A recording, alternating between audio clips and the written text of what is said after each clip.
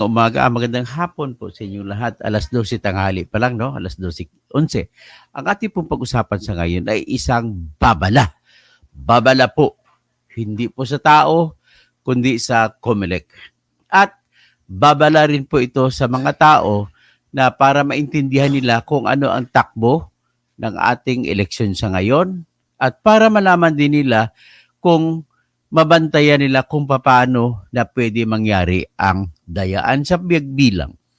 Tandaan ninyo po, ang problema natin sa ngayon ay dayaan sa pagbibilang. Sana naman, yung dayaan sa pagbibilang ay hindi mangyari. Yan ang aking pinagdadasal at sa pamamagitan nito ng aking pagla-live ay maipaalam ko sa COMELEC at ang mandaraya kasi nasa taga-COMELEC lamang po. Wala nang ibang pwede makadaya sa ating makina, kundi taga-COMELEC lamang. Ibig pong sabihin, kung may pagkakamali sa pagbilang, wala nang ibang dapat sisihin. Ituro din yung inyong kamay sa kay George Erwin Garcia. Yun lamang po. Ngayon, paano natin di-discuss natin kung bakit at paano at maiwasan lamang ito kung iiwasan ng COMELEC. Sa bukas po, ay sa ngayon at bukas, at susunod pa ng mga araw, atin pong binibigay ang ating buhay sa kamay ng COMELEC. Kung dadaya sila, wala tayong magagawa. Kung hindi sila madaya, salamat na marami. Para naman lalabas po ang totoong boto ng tao, kung sino talagang binoto ng tao. Huwag na tayo makialam kung ay binoto ng tao, basta binoto ng tao, kahit pa po ayaw natin, basta binoto ng tao ng karamihan sa atin, igagalag natin. Ang hirap lang kasi gumalang kapag mayroong duda. Kaya tanggalin na sana ng COMELEC yung mga duda. So, okay. Dito tayo magsimula sa kwentong ito.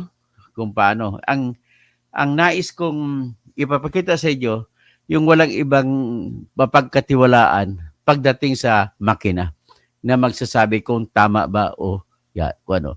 Sinabi ni Jennifer Nabor, paranoid. Hindi po ako paranoid. It is only a warning.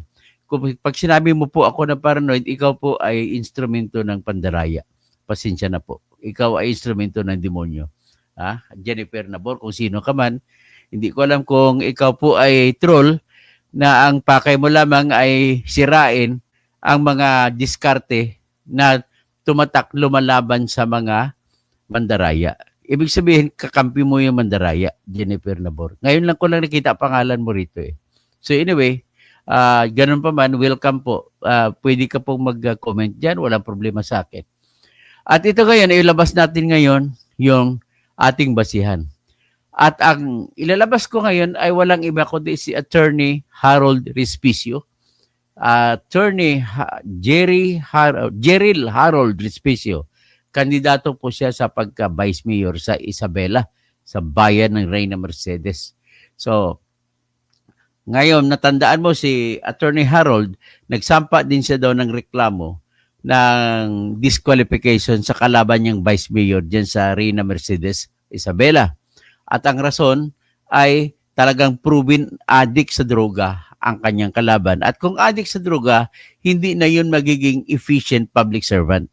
At tandaan ninyo po, numero 1 po na requirement ng konstitusyon natin para sa magiging official ng ating bayan ay kailangan po at most efficiency. Paano ka maging efficient sa trabaho mo kung ikaw ay addict? Sige nga. O kita mo, ang dami mga palpak-kapalpakan ni Bibim kasi tinitingnan siya. Kung ako, naniniwala ako talagang addict siya sa cocaine. Ganun lamang po kasimple. So ngayon, ito papakinggan natin si Attorney Harold Respicio sa kanyang pagpapaalam sa tao. Although sa COMELEC niya, tinitira yun. Kailangan ang source code na tinatawag ay kailangan po na lantara nakikita lahat ng expert. At ang dapat na source code ay na-check ng mga expert kung anong ibig sabihin. Ganito po yun, kung anong source code para maintindihan ninyo. Lahat po ng computer, lalagay ka ng utos. Ang computer po natin ay hindi gumagalaw kung walang utos. Tawagin mo ng utos. Ang tawag niyang programming. So ngayon, ang mga computer na ginagamit sa counting machines ay may utos yon na nakalagay doon sa sinusunod ng computer. Kagaya niyan, ilagay ko utos, go to, kung saan siya pupunta, insert, tapos count, mga ganon. So, ibig sabihin, pwede po nilang gagawan sa source code na yung lahat ng bilang, sabi, all counts for, halimbawa, for Senator Bongo shall be counted, half of those shall be, o di kaya sabi mo 10% of those shall be counted in favor of Tulfo. Ganun po yun ang ibig sabihin po ng source code.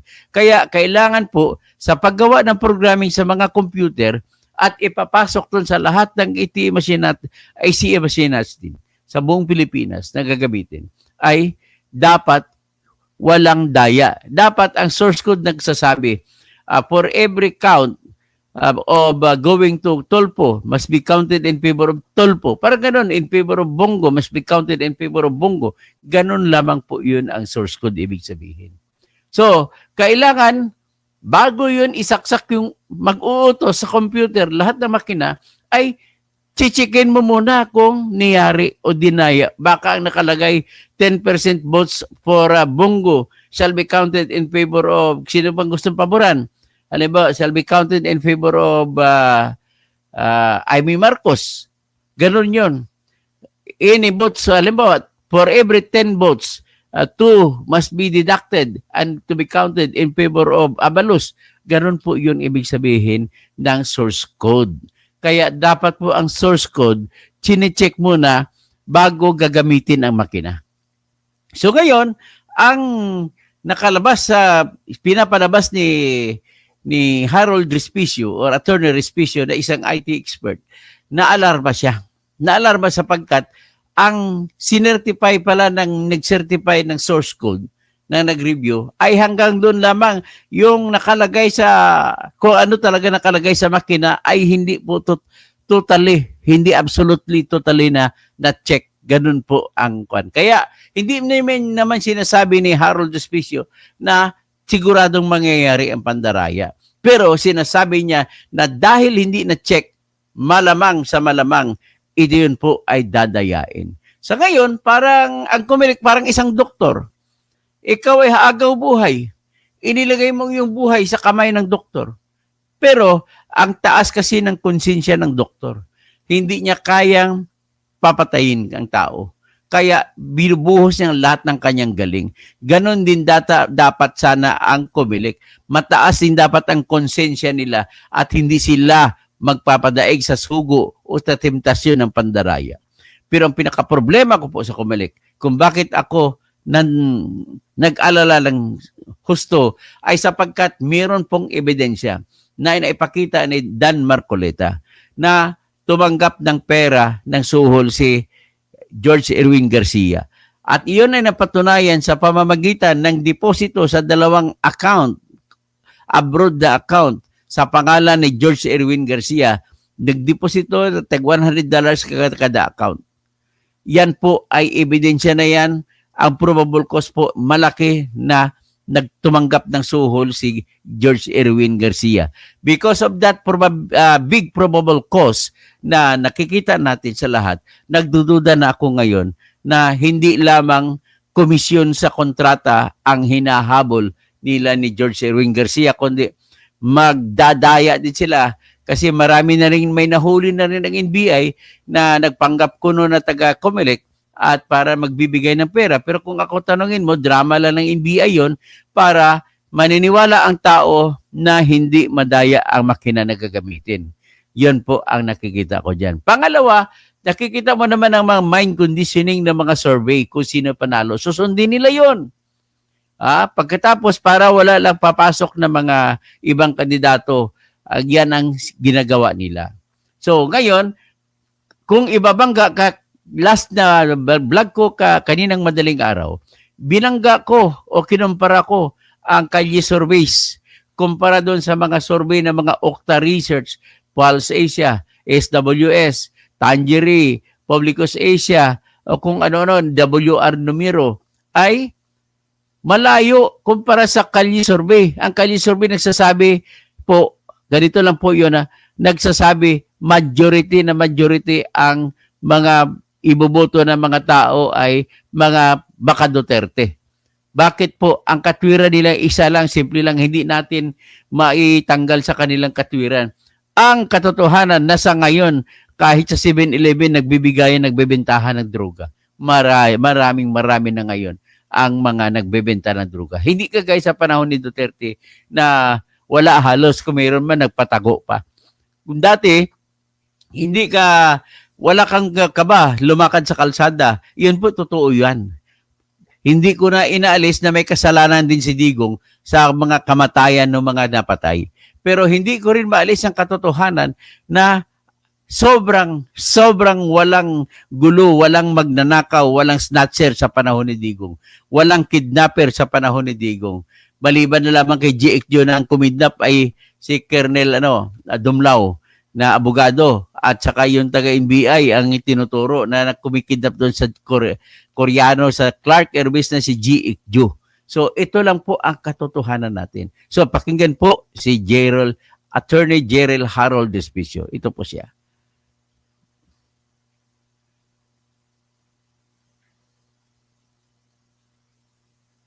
Ito po siya.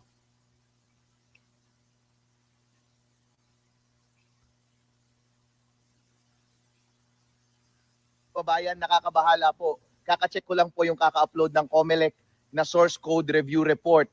Hinanap ko po doon yung hash code ng naka-install na software doon sa automated counting machines na nakita ko nung final testing and sealing day. Hinanap ko po doon, pero doon sa audit report, ang na-audit lang nila ay hanggang sa 3.4 version. Yung naka-install po doon sa automated counting machines ay 3.5 version. Kaya yung hash code na nasa machine ay 0438. Yung 0438 na hash code na yon starting ay wala sa mga hash codes na nakalabas doon sa audit report ng source code na nilabas ng COMELEC. Ibig sabihin po, yung naka-install sa mga automated counting machines ngayon na version 3.5 na may hash code na 0438 ay hindi yon kasama sa mga na-audit ng Technical Evaluation Committee ng COMELEC. I-check nyo po dito, ililink ko po dito sa comment section ng post na ito, yung dokumento na yon para kayo po mismo ang makapag-study ng document na yon. Napakalaking nervyos ko po ngayon dahil kung totoo itong finding ko na ito, ibig sabihin po, yung nakatanim na software doon sa makina ay hindi na-audit at posible na merong nakatanim na daya po doon. Kaya hindi ko po alam kung anong magiging consequence nito sa pagpapatuloy ng ating eleksyon. Chairman George Garcia, pagtuunan niyo po ito ng pansin, please. Malaking balita mga kababayan, nakakabahala. So, yan ang sinabi ni Atty. Harold Despicio. Ang isa lang ibig ko sabihin dyan, siguro, dali. So, ang isa lang ibig sabihin yan, magiging aware lang tayo. At least alam na natin lahat. Naniniwala ako na marami pong nakikinig dito sa akin ngayon na IT experts na makatulong. Sana marami mga volunteers makatingin. Sinabi din ni Atty. Harold Despicio na bago magsimula, kayo mga watcher naman, ay dapat tingnan nyo muna sa likod bago magsimula ang voting. Tingnan nyo sa likod kung nakakabit ba yung Starlink na cable o di kaya yung USB na internet, magbibigay ng internet para sa kwan. Kailangan hindi yan nakakonect. At i-connect lamang yan matapos magbilang ng return o resulta ang makina. Kaya lang ang problema natin, kahit nagbilang na nag-imprinta na, hindi naman natin alam kung paano nag-operate ang computer sa pagbibilang. So sa pagbibilang niyan, dapat yung sinabi ko nga, ang sa source code ang nakaprogram, ang in-utos sa makina na gagawin, bawat makitang boto kay Bungo, counted kay Bungo, kay Tulfo, counted kay Tulfo, kay Bato, counted kay Bato, kay Soto, counted kay Soto, dapat ganoon para fair. Pero ang problema natin, yun na lang. So, ibig sabihin, ang magiging check na lang kung sino man sa inyo, mga kandidato na nakikinig sa akin ngayon, the only way for you to protest, to file a protest, para mananalo kayo, ay pabuksan ang makina. Bilangin isa-isa. That's the only way. So sa ngayon, pag walang protesta, maniniwala ka na lang kung anong bilang ang inilabas ng makina. Okay? Ganun po yun. So ngayon, tandaan niyo po, sa batas po ng protesta, kahit sino may karapatan magsampa ng protesta, kahit sinong kandidato lamang.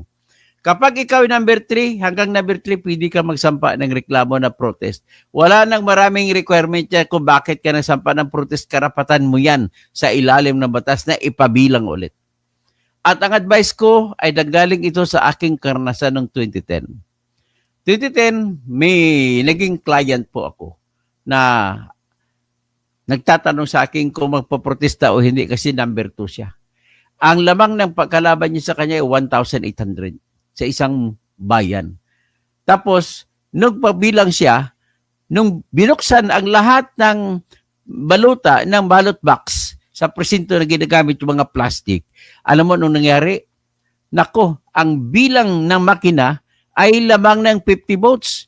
Mas maliit ang laman ng baluta sa ilalim. Ganun po ang katotohanan na pwedeng mangyari din ulit sa ngayong bilangan. At yung nangyari nung nakaraang bilangan 2022 ay, ladies and gentlemen, dalawa po ang diskarte nila na pandaya. Una, sa pagbibilang. Pagbibilang sa ng makina. Pangalawa po, sa pag-transmit, pagpadala ng resulta. Electronic kasi pagpadala, hindi nakikita ng kahit sinong abogado. So, hindi mo malalaman kung ang pagpadala ay may daya o wala.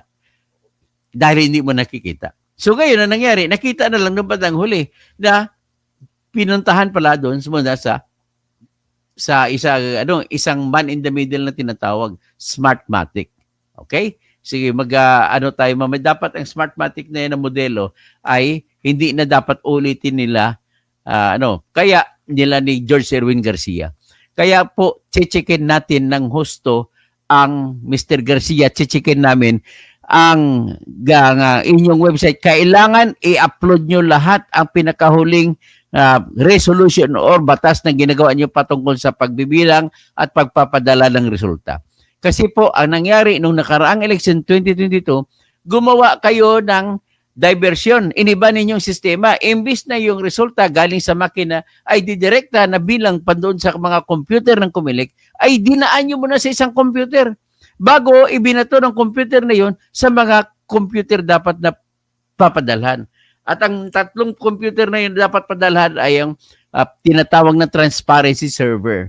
Yung transparency server, computer yan, na doon kukunin ng mga media kung anong resulta ng eleksyon. Tapos, ang isang padalhan ay yung backup computer ng Comelec na kung saan ibang resulta doon mapupunta sa backup.